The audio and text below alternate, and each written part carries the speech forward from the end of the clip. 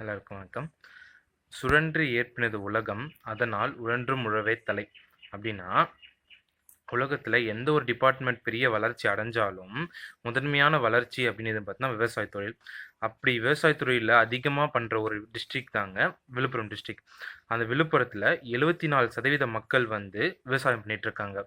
சரி, 74% மக்கள் பண்ணுறாங்க, என்ன கான்ட்ரிபியூட் பண்ணுறாங்க தமிழ்நாட்டுக்குன்னு பார்த்தீங்கன்னா 10% ஆஃப் ஃபுட் ப்ரொடக்ஷன் வந்து இங்கே விழுப்புரம் டிஸ்ட்ரிக்ட் தாங்க நடக்குது.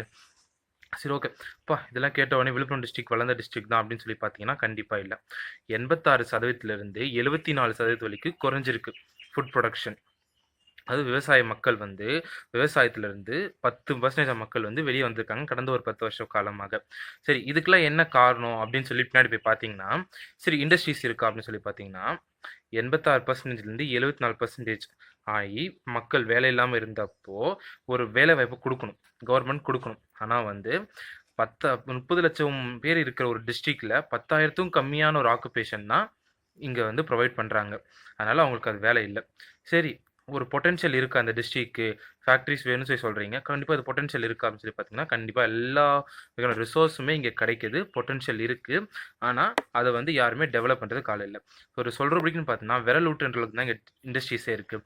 ஒரு 7 சுகர் இண்டஸ்ட்ரீஸ் இருக்குது, 64 ரைஸ் மில்ஸ் இருக்குங்க, அவ்வளோதாங்க. அதுவும் வந்து ஒரு 20 வருஷம் 30 வருஷத்துக்கு முன்னாடி வந்து இதாங்க வந்த இண்டஸ்ட்ரீஸ் தான், இப்போ எதுவுமே இல்லைங்க. சரி, ஓகே, இதெல்லாம் ஓகே விடுங்க. இங்கே படித்து மக்கள் வெளியே வேலைக்கு போகிறாங்க அப்படின்னு சொல்லி பார்த்தீங்கன்னா அதுவுமே இல்லை. நம்ம விழுப்புரத்தோட லிட்ரஸி ரேட் எவ்வளோன்னா 70% தாங்க.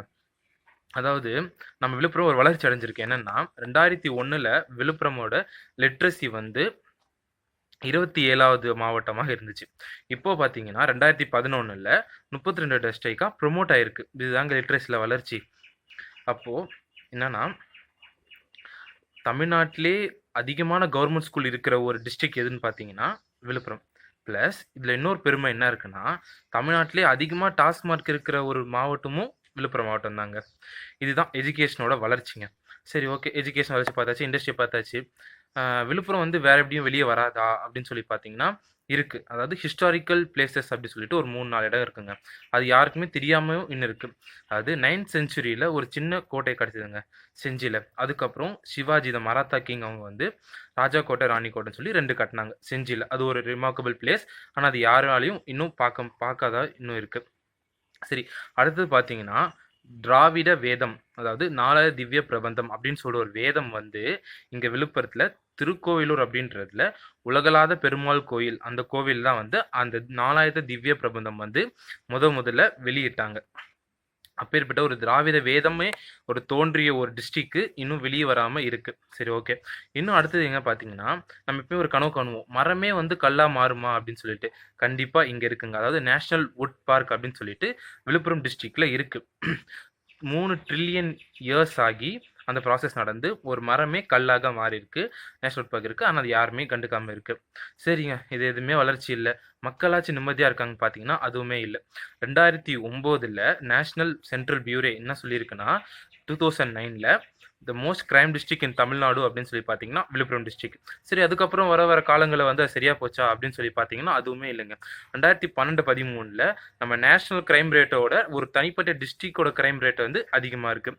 இதுதான் வந்து இந்த கிரைமில் பண்ண சாதனைங்க. சரி, விழுப்புரத்துக்குன்னு ஒரு ப்ளஸ் பாயிண்ட் பார்த்தீங்கன்னா இப்போ போட்ட பைபாஸ் ரோடு, அதாவது சென்னை, அதாவது நம்மளோட சென்னையை வந்து கனெக்ட் பண்ணுற ஒரு ஹைவே தான் பைபாஸு. அது விழுப்புரம் திண்டிவனம் வழியாக தான் போகும். அதில் வந்து ஹையஸ்ட் ஆக்சிடென்ட் நடந்த ஒரு டிஸ்ட்ரிக்ட் எதுன்னு பார்த்தீங்கன்னா நம்ம விழுப்புரம் தாங்க. இதுதான் விழுப்புரம் கிரைமோட பெருமை. அதாவது ஒரு லா என்ஃபோர்ஸ்மெண்ட் ஆர்டர் வந்து ஒரு மெயின்டைன் வந்து இங்கே இன்னுமே சரியில்லைங்க. அடுத்ததான் என்னென்னா தென்பெண்ணை ஆறு அப்படின்னா என்ன? நம்மளுக்கெல்லாம் காவேரி ஆறு மட்டும்தாங்க தெரியும். தென்பெண்ணை ஆறு பற்றி யாருக்குமே தெரியாது. அதாவது 1410 வில்லேஜ் இருக்குது இந்த விழுப்புரம் டிஸ்ட்ரிக்டில். அதில் 74% மக்கள் வந்து விவசாயம் பண்ணுறாங்க. உங்களுக்கு எல்லாருக்குமே ஒரு ஹெல்ப்ஃபுல்லாக இருக்கிறது பார்த்தீங்கன்னா தென்பெண்ணை ஆறு. அந்த ஆற்றுல வெள்ளம் மழை தவிர எந்த டைம்லையுமே வந்து தண்ணி வரதில்லைங்க. ஆனால் இதை பற்றி பேசுவோ இது பண்ணுவோ ஆள் இல்லை. ஏன்னா நம்மளுக்கு எல்லாமே காவிரி தான் முக்கியம் அப்படின்னு சொல்லிட்டு. காவிரி முக்கியம் தாங்க, அங்கே இருக்க மக்கள் எல்லாருக்குமே யூஸ் ஆகும். ஆனால் மற்ற டிஸ்ட்ரிக்ட் மக்களும் விவசாயம் பண்ணுறாங்க அப்படின்றத நம்ம ஏன் நினைக்க மாட்டோம்? வர வேண்டிய தண்ணியே வரல. அவங்க குடுக்கல, அவங்களுக்கு இல்ல. ஏதோ ஒண்ணு. சரி, நான் அத பத்தி நான் பேச வரலங்க.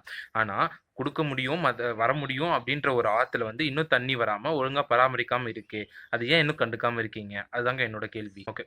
இதான் வந்து இந்த விழுப்புரத்துல நடக்கிற ப்ராப்ளம். அதாவது ஒரு அக்ரிகல்ச்சர் நல்லா பண்ண முடியும் ஒரு பொட்டன்ஷியலான ஒரு டிஸ்ட்ரிக்ட்ட வந்து ஒரு சுத்தி அதுக்குள்ள ஃபேக்டர்ஸ் அத அஃபெக்ட் பண்ற இதாங்க ஃபேக்டர்ஸ். ஓகே. எப்பயுமே ஒரு பொட்டன்ஷியலா இருக்கிற பெர்சன் வந்து லைட்டா கீ குடுத்தாலே போதுங்க. கண்டிப்பா அவன் வந்து லைஃப்ல அச்சீவ் பண்ணுவான். அதே மாரி தான் ஒரு பொட்டன்ஷியலா இருக்க டிஸ்ட்ரிக்ட்ட வந்து நம்ம எதுவுமே கண்டுக்காம அமைதியா இருக்கிறது வந்து நம்ம தப்பு தாங்க. என்ன பண்ணணும், லைட்டா அத பத்தி பேசணும். லைட்டா கீ குடுக்கணும். அத வந்து எல்லாருக்குமே கொண்டு போய் சேர்த்துட்டோம்னா, கண்டிப்பா ஒரு சோஷியல் சேஞ்ச் அப்படின்றது கண்டிப்பா நடக்குங்க. அதாவது நம்ம வந்து பழைய டிஸ்ட்ரிக்ட் வந்து பழைய ஃபார்மர்ஸ் வந்து அழிஞ்சுட்டாங்க. அவங்களுக்கு அந்த லேண்ட்ல தண்ணி இல்ல. எல்லாமே முடிஞ்சிருச்சு. ஆனா, இங்க இன்னும் இருக்கு. அதனால இன்னும் பண்ண முடியும். ஆனா, இன்னும் யாரும் ப்ரமோட் பண்றதுக்கு ஆள் இல்ல. So, we have to take responsibility and have to do. அதாங்க நான் உங்கள்ட்ட சொல்ல வர்றது. சரி, இப்படிலாம் எதிர்த்து கேள்வி கேட்டா கவர்மெண்ட் நீங்க இது பண்ணலாம், இது பண்ணல, இது பண்ணணும் அப்படின்னு சொல்லி கேள்வி கேட்டா, ஏதாவது பிரச்சனை வருமா அப்படின்னு சொல்லி பார்த்தீங்கன்னா, கண்டிப்பா பிரச்சனை வராதுங்க. அதாவது என்னன்னா, ஆர்டிகிள் 51A ஃபண்டமெண்டல் டியூட்டி அப்படின்னு என்ன சொன்னுச்சுன்னா, spirit of enquiry and reform அப்படின்னு சொல்லி சொல்றாங்க. அப்படின்னா என்னன்னா, ஒரு கவர்மெண்ட் ஏதாச்சும் ஒரு ஸ்கீம் ஏதாச்சும் கொண்டு வந்தாங்கன்னா, அந்த ஸ்கீமை வந்து நம்ம டிபேட் பண்ணலாம். அதை பத்தி நம்ம பேசலாம். பேசிட்டு அது சீர்திருத்தம் ரெஃபார்மேஷன் பண்ணலாம். இது வந்து நம்மளோட டியூட்டி, ஃபண்டமெண்டல் டியூட்டி நம்ம கான்ஸ்டிடியூஷன் சொல்லுது.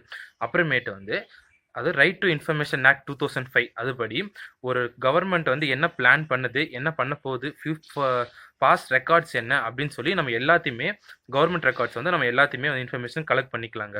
இவ்வளோ ஃபெசிலிட்டிஸ் நம்மளுக்கு இருக்கு. நம்ம வந்து நம்மள்ட்ட ஒரு பெரிய பவர் என்னன்னா, we are the democratic people அப்படின்னு என்னன்னா, by the people for the people of the people தான் கவர்மெண்ட் ரன் பண்ணணும்.